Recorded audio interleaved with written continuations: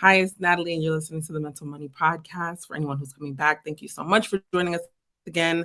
For anyone who's joining us for the first time, welcome, welcome, welcome.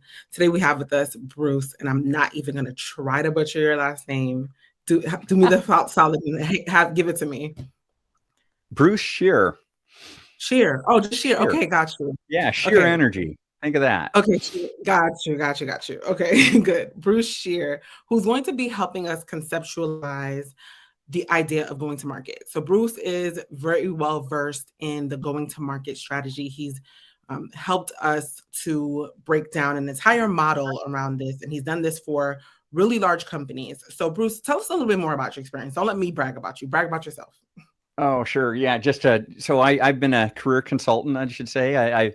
I often tell people jokingly, I've never worked. Last time I managed a business, a profit center, was back in the early 90s, believe it or not, where I started my working career out in Singapore. But over the last several years, I've really just kind of evolved the consultancy work that I do. One thing that's been consistent, though, over the last 20 plus years has been revenue enablement. That's where I really love to come and play. So I'll work with clients sometimes to help shape their strategy and their big ideas. But certainly I come to bear in helping them implement that and helping sellers and marketers and even product people play to that and accelerating revenue growth. That's what I've been really focused on.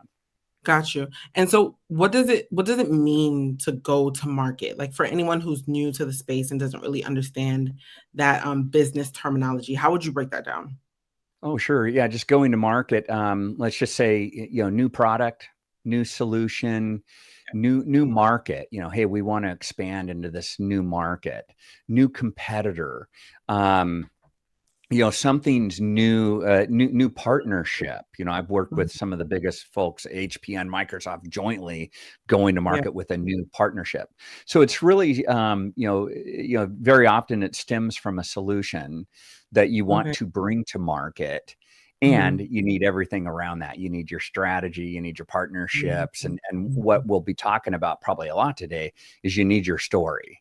And the big point I want to say is you need a story that sizzles. A lot of people do have a story, but it doesn't sizzle.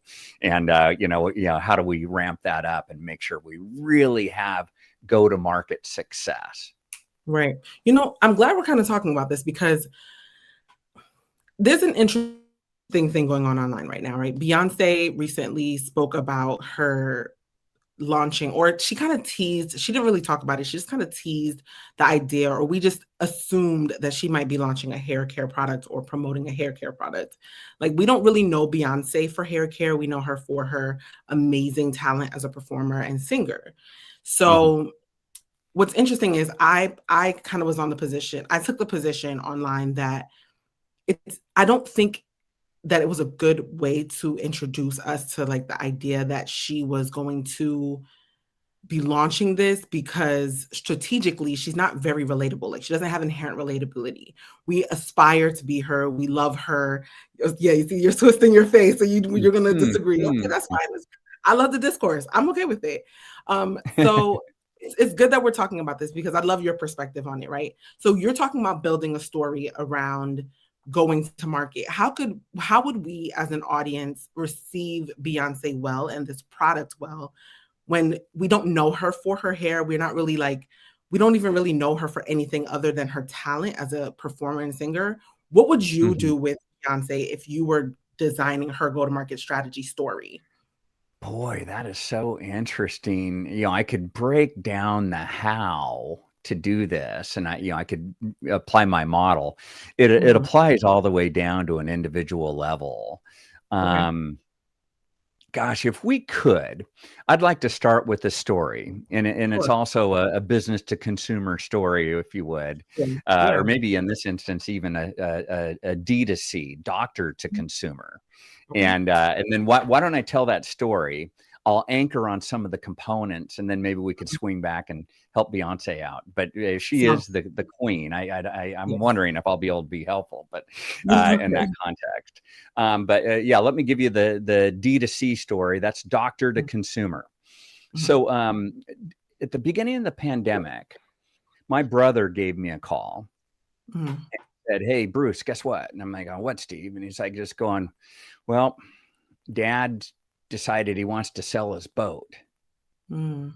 And Natalie, at that point, it was just a total oh shit moment because my dad at the time was 92 years old. And Mm. we're in the pandemic. He's several hundred miles away with that boat. Mm. And then my brother adds a little bit of pain to the whole dialogue and says, yeah, and he wants to sell it on Craigslist. And I'm like, just going, oh, double shit. This is going to be a nightmare. My dad, he does know how to turn on the computer and he can tap on a keyboard. But other than that, we have issues typically. So anyways, from there, I'm like going, oh, great. Thanks, Steve. Thanks for letting me know. It looks like I'm selling this boat. Right. And then Steve goes, yeah, Bruce, but funny enough, I was thinking you might want to buy that boat. I'm like, going, what? Me buy that boat? Right. Why in the hell would I want to buy a boat? I've got, before we started the show, told you I have this big monstrous 49-inch monitor. I've got the Tesla in the garage, and I've got a robot AI driven camera now. And, just anything tech, I'm a gadget guy. I love this stuff, big microphone, etc. And, a nasty old fishing boat, probably about the last thing I want, a polluting fishing boat. Right. And so I'm like just going, yeah, Steve, why in the hell? And he's like just going, well, how long have you lived on that island? And I'm like going, well, 16 years. He's going, wow, 16 years living on an island without a boat. Then he pauses. He goes, man, if I was you, I would just feel trapped. I'm going, trapped? I've been living there 16 years. Why would I feel trapped? He goes, yeah, but Bruce, I know there's the ferry system and you can get back and forth from the island where you live on that ferry. But we're expecting a big earthquake in the Northwest, and it could be 50 years, 500 years, who knows when. But I don't know, man, when something like that happens, or just any time, me living on an island, Bruce, if I was you, I'd just feel trapped. And I'm not going, well, I don't feel trapped, but hey, I got to run. I'll call you tomorrow and I'll get more details and start helping Dad sell that boat. Mm-hmm. So anyways, I'm glad this was dropped on me on a Saturday, because that night I didn't sleep very well. And I kind of tossed and turned and started thinking, got all the kids back on the island with me. And, that earthquake could hit. Maybe I'm not being a good protector of the family and me, and maybe we are trapped. So I called him in the morning and I'm like going, hey, Steve, guess what? I'm feeling really trapped. What do I need to do about this? He's like going, well, hey, the boat's there. And I'm like going, well, why else would I want a boat? And he goes, well, so you're living on that island in the Seattle area. I don't know if you knew, Bruce, but about every mile there's a marina. And and Cindy loves to eat out, but right now you guys are trapped on the island. You could take that boat out and go marina by marina, order takeout food, and just have a blast during this pandemic, just out on the open water. And I'm like going, wow, that sounds fun. And happy wife. That sounds cool too. And so we talked a little bit more, and I'm like going, but with that boat, could I go to those marinas? He goes, well, there's 14 inches of draft. Sure. And if the weather gets bad and it starts to get wavy and choppy out there, just slow it down. Yeah. It's a solid boat. You could go anywhere you want. It's just a matter of speed if the weather conditions get bad. And I'm like going, wow, but hey, if I bought it, where would I put the thing? He goes, well, do you still have that carport? And I go, yeah. He goes, is anything in there? No, not right now. He goes, yeah, just stick it there. Okay, that sounds cool. How do I get it? He goes, you still have that Lexus, that old Lexus? And I go, yeah. He goes, is there a hitch on it by any chance? I go, funny enough, for my mountain bike, yeah, there's a hitch. He goes, yeah, 2-inch ball. You could use a Lexus. That'll tow it easy. I'm like going, wow. And then that weekend I drove, several hundred miles and went and negotiated with my dad. He offered me a low price. I met him, and then I increased the price because I didn't feel like stealing from an old man. And we did a deal. And then I went out and grabbed that boat and brought it back. And I'm on to boat number 2 now. But during the pandemic, we were going out, oh gosh, probably, 5 times a week, rain, shine, even in like 35-degree weather. My son and I were out there laughing our heads off, riding the boat around, just having a blast, the time of our life. But, so what my brother did, I'll kind of illustrate how that fits into this go-to-market model that you'll see in my new book, Inspire Your Buyers, Go to Market with a Story That Sizzles. So he sold me. He got me totally, totally excited about that. Yeah, he did. What's that? He got completely. You. Yeah, he totally changed my mind and perspective and opened up a whole new world to me. And I'm forever grateful. I mean, literally, since we've been boating, these have been great years. So how did he get me into it? First and foremost, he targeted the right buyer. I don't think he would have even offered it to me if I didn't have the funding to spend, or if I wasn't going to take advantage of it in a way, that he wasn't going to meet a need that needed to be met. Right. So he targeted the right buyer. Right. And then secondly, from there, I often say, Natalie, that when you're selling to somebody, what are you selling at the end of the day? And I'll ask you that question. So if I'm going to sell you something, what am I selling at the end of the day? A problem, a solution, or an outcome? What would you say? What am I selling to you at the end of the day? A problem, solution, or outcome? What's your response? The outcome? Yeah. So that's an awesome answer. And John Chambers, who grew Cisco from I think 70 million to like 40 billion, he told me the same thing. He said, "Don't sell products, sell outcomes." Yeah. But I would say to you, Natalie, that was a trick question. I tricked you. Okay. What I would say is you're selling 3 things. Sure. You're selling the problem, you're selling the solution, and you're selling the outcome. Right. Would you agree? Yeah.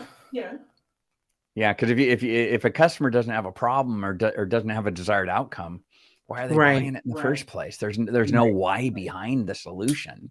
You got to answer that question big time. So if you agree with me that we're selling all 3, then in what order would you sell them, Natalie?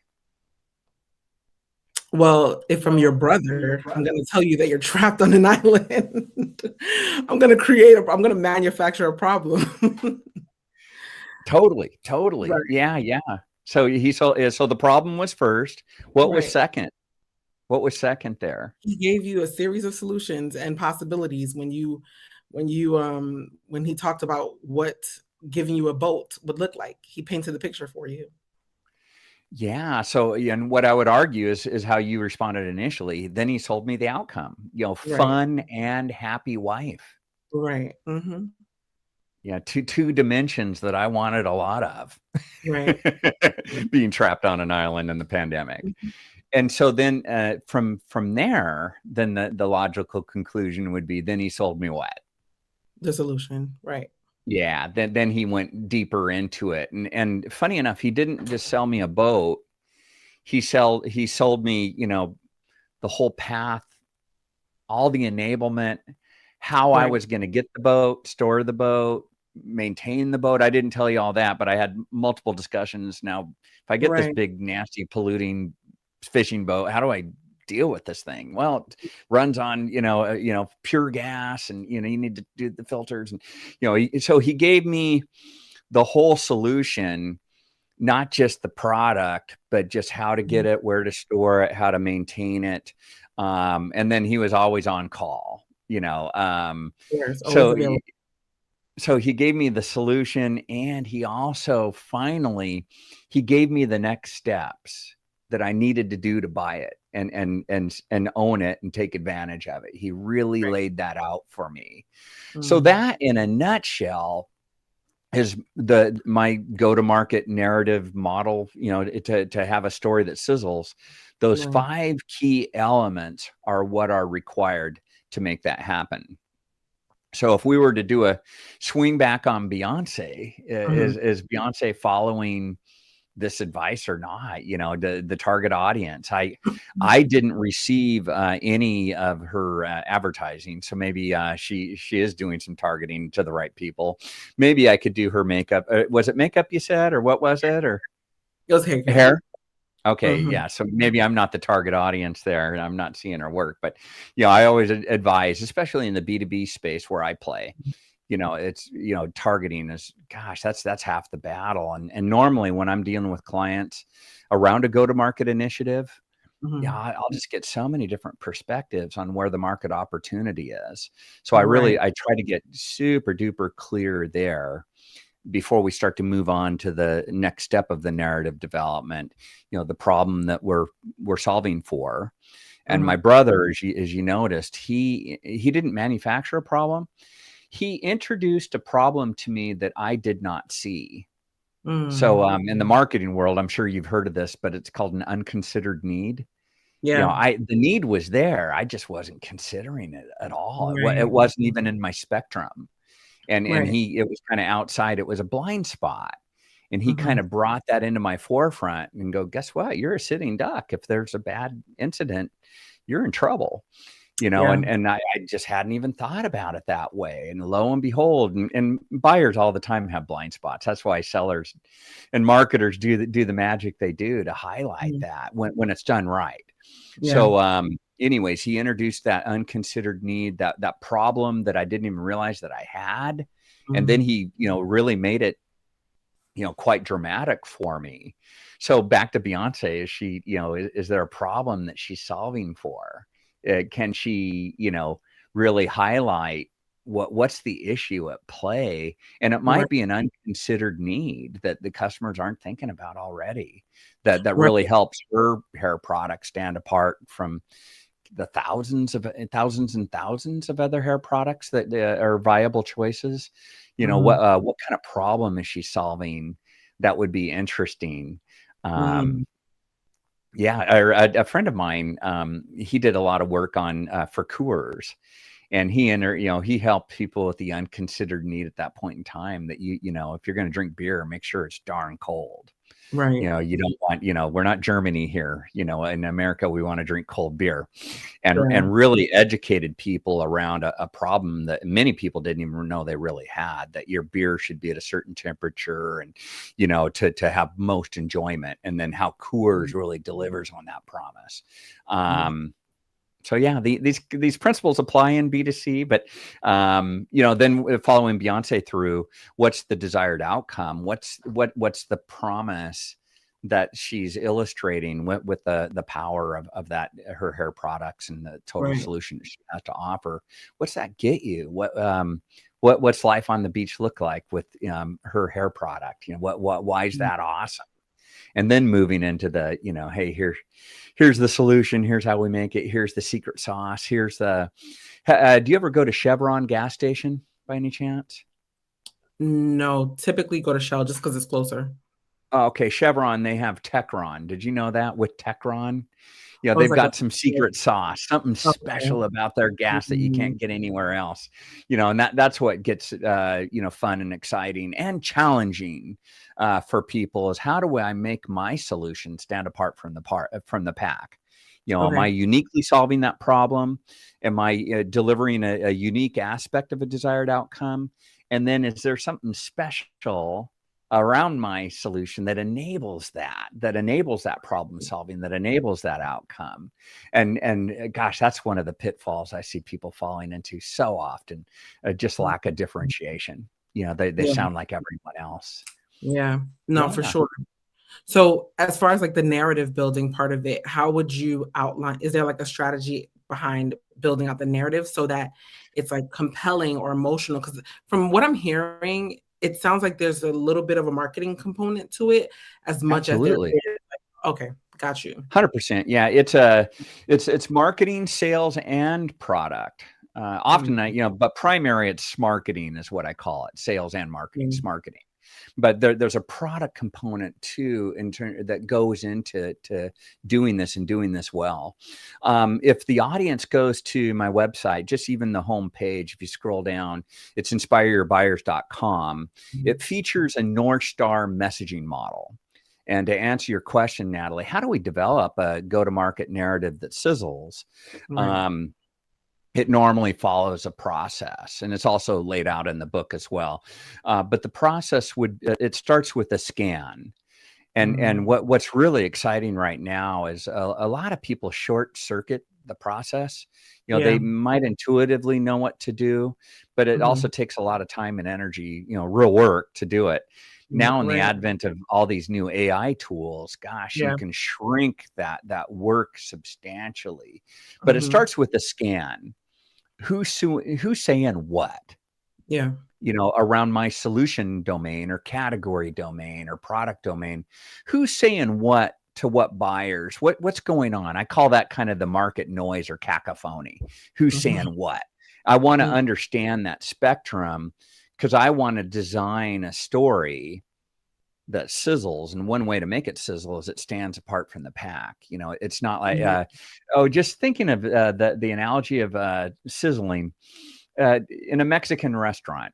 When somebody gets a plate of fajitas, Mhm. doesn't that stand apart? I mean, a lot of people want to move because they don't want fajita stuff Right. on themselves. Get out of the way. But the other thing, it just grabs the attention of the restaurant. That's the Exactly. power of sizzling there. So Right. we got to stand apart somehow. But I Mm. first and foremost with my clients, I want to understand, hey, what's the lay of the land? What's the Mm. sea of sameness? What's everybody saying? And in the Right. B2B space I work in, that's what's so darn extraordinary. I had an Israeli company that I was supporting at one point in time in the e-commerce fraud space. And it Mm. was a new category. There was like 20 new players. And I just stepped back after doing that initial scan. I'm like just going, this is wild. They literally all sound the same, because Yeah. normally I do a fancy perceptual map and I try to Mhm. categorize, who's saying what by what they say.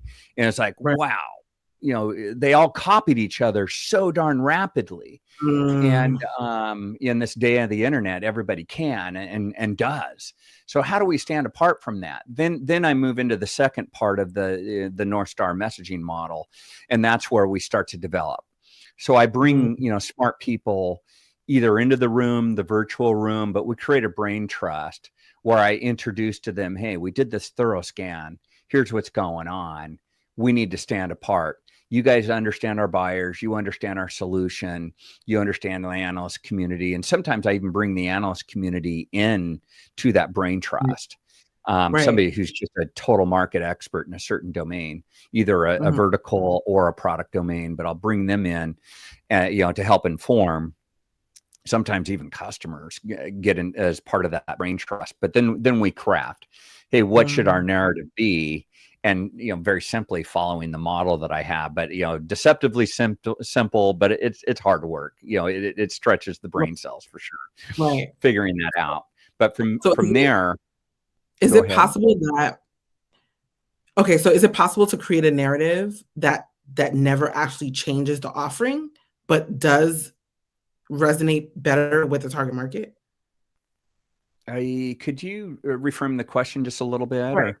Sure. So let's say you're working with that Israeli company, and you're looking at all of these companies that are similar, but you're Yeah. realizing that there's no differentiation.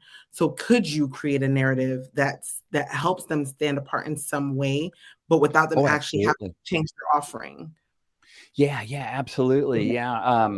I wanted to, yeah, as we were kind of preparing for this, this is a beautiful story, but I was working with a very large organization, McKesson, in their Mhm. technology unit. And we were going to market with a solution domain. But I was even, I was hunting for, hey, how are we going to sound different? And I went Mhm. to the president at the time and I'm like, just going, I want to build this message strategy. And he's like going, yeah, Bruce, you build it. I'll make it. Yeah, I'll make it happen internally, or the resources, you guys work on the story and you can Mhm. count on me to deliver upon that story. And I'm like going, why aren't we adding in Office 365 as part of this total answer for hospital IT? Because I was building a story at the time around, becoming a dynamic IT organization, Mhm. was kind of the theme of the story, the outcome theme.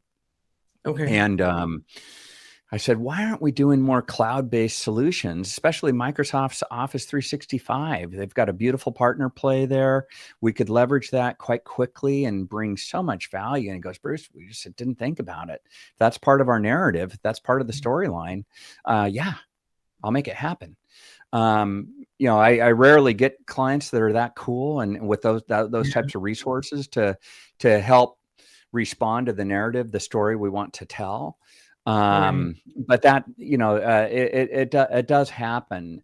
And then sometimes, I typically tell my clients, the narrative I build, I try to make it like a suit.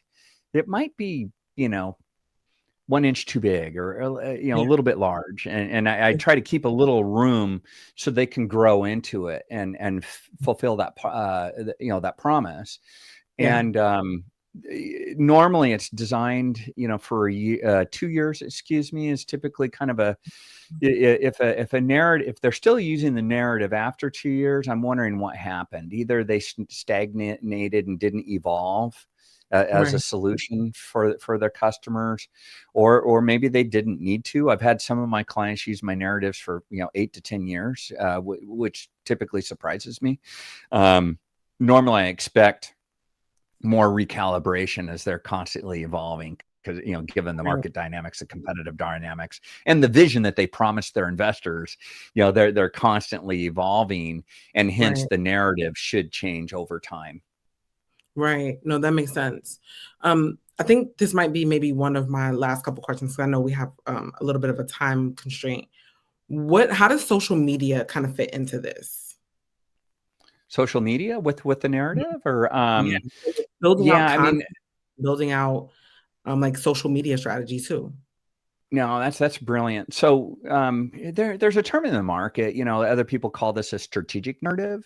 Hmm. Because it's not necessarily a once upon a time, story, or a customer success story, or Right. you've been burned before story. There's so many different stories, but this go to market narrative, it's really a strategic story, a central Mhm. story, a central narrative. And so it plays out in so many different ways. First and foremost with my clients, it's, hey, we got to get our sellers having the right selling conversation, and Right. really good introductory conversations that just set the context and the problem outcome solution that are the recurring themes for all Mhm. the subsequent dialogues as part of that sales journey. So Okay. that I normally start with the sellers, and that's where we can start getting immediate traction. And then from there with the marketers, how are we going to weave this? Do we need to update our website? Have you heard Right. of the company called Concur by any No. chance? Mm-mm. They're really big in the travel expense, multi, couple $1 billion company. SAP acquired them a while back, but I built a narrative for them, and I started with their sales organization, but their CMO at the time, he put all their corporate branding and pitch decks on hold and Okay. asked the whole marketing function to recalibrate everything. And a VP of marketing cornered me in London when I was rolling it out to the sellers out there. And he goes, you've made everybody in marketing's lives really miserable lately. And I'm like, oh, whoa, sorry. And he's like, just going, yeah, our CMO is making us redo everything in Mm, conformance with the narrative, the go-to-market narrative. right. And Right. that's beautiful because, at the end of the day, then you've got consistency. And if you look at my logo up above where you have the green and the white on the tip of the arrow, that's Yeah. sales and marketing working in concert. I rarely see it, but when it Mm, happens, it's beautiful because the buyer's getting the story from digital, social media, like you were talking about. They'd be getting that central story there. And with the sellers, they'd get it off the website, off the LinkedIn articles, all the mm, thought leadership would, be related to the storyline. So there's a degree of consistency and impact from all those investments and helping your buyers be inspired and get on board with your solution. right. So they definitely all work in tandem. Oh yeah, yeah. If they don't, I mean, that's the problem. In my book, I highlight, you have a problem when you see this, and I call it random acts of content. That's where the marketing's doing whatever it wants, social media thing. Hey, have you considered which is completely not related to what we do, but hey, it bought some more clicks, etc. Random acts of content, and then Right. even probably worse, random acts of conversation, because somebody Mm, raised their hand and showed some interest, but then when we have random acts of conversation, contracts don't get signed and revenue doesn't show up, and people don't have a right. fun party and have jobs. So Right. the strong strategic narrative kind of brings everything into focus for consistency, to be more Mm, compelling, and ultimately to catalyze those buyers so that they adopt the solution, and you can have repeat success. right. No, that makes sense. Okay. That sounds good. So, Bruce, if we wanted to get in touch with you, how would we do that? And is your book available everywhere now? Yeah. It's recently launched, and I'm so delighted. One of the top 10 marketing gurus in the world, best-selling author, etc. He's on there endorsing it. I'm so grateful, Mark Schaefer. And then a woman who I know, who's in she's one of the gurus in the customer success domain.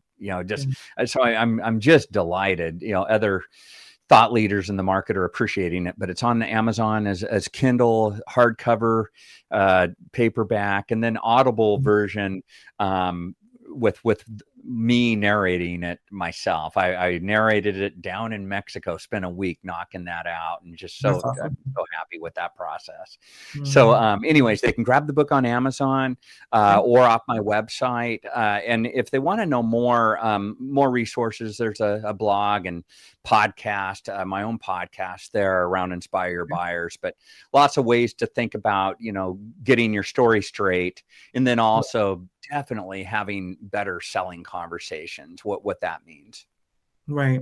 Okay, awesome. And I'll be sure to leave all of those links down in the show notes as well. If anyone wants to get a hold of Bruce, thank you, Bruce, so much for your time today. I really appreciate everything you taught us. Thank you. Thank you, Natalie. Appreciate Yeah, it. of course.